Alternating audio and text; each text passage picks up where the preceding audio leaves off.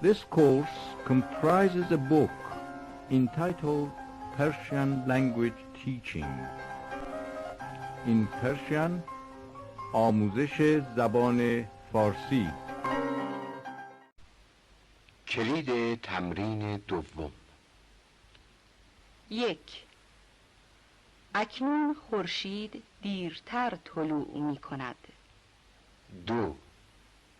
در فصل پاییز شبها کم کم بلندتر می شود. 3.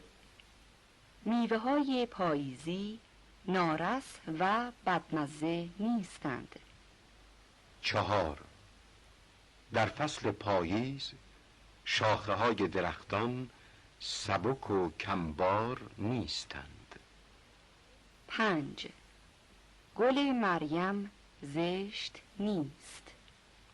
6.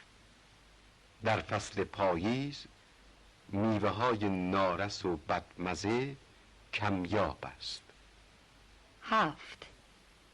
پایان دراز شدن روزها ماه مهر و آغاز آن ماه دی است.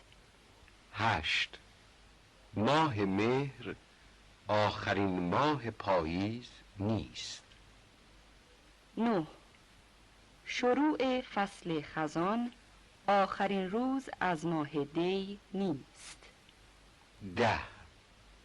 عصر 5 شنبه بعضی از مغازه ها بسته‌اند و برخی باز هستند. 11. خربزه اصفهان پیش از سیب خراسان و پس از انار ساوه به بازار می آید.